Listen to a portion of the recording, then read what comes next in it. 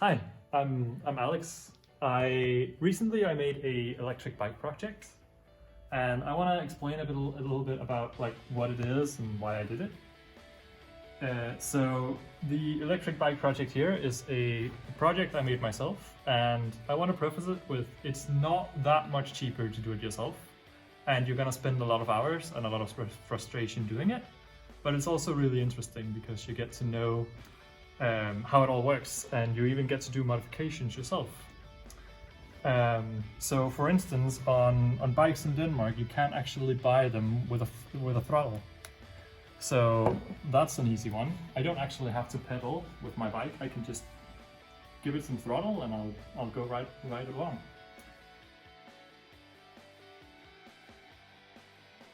So the items you need to create your own bike is a speed controller, some throttling mechanism. I have a standard throttle here, and it's compatible with the speed controller.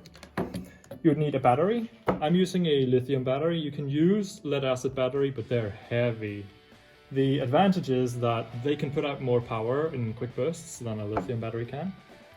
I have a kill switch. It's not strictly needed. It's just a nice to have.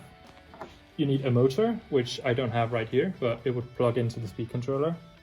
The speed controller and the motor also need to be compatible. This is a brushed speed controller and a brushed motor I'm using. You would also need some mechanism of driving your actual bike, and of course the bike itself. What I have here for driving the bike was initially this little wheel that would go into the tire, and it wasn't very efficient, so I'm upgrading to a sprocket and chain.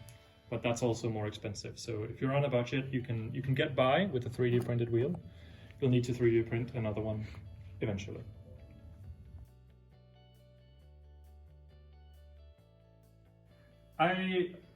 Along the way, I made some mistakes, and I had to do like some iteration. So initially, I just had this little wheel go onto the tire of the bike, and by doing that, I had to cut a hole in the mud guard.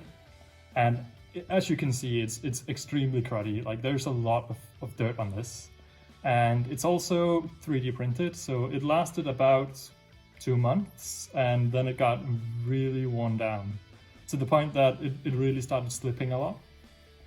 So the obvious upgrade for that is actually to put on a chain and a sprocket.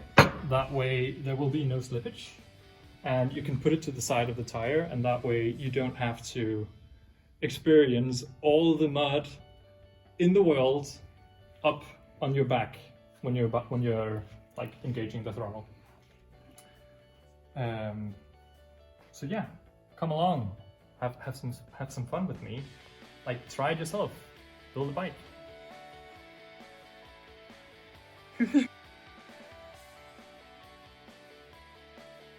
So most of the stuff here I could actually screw directly into the bike frame.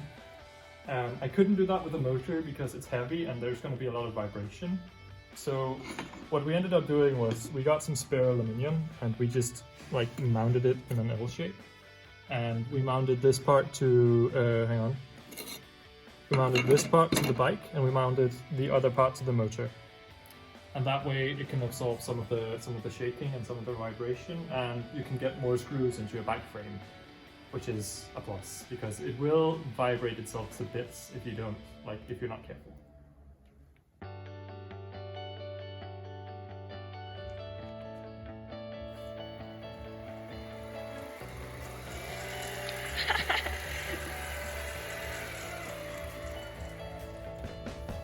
Awesome.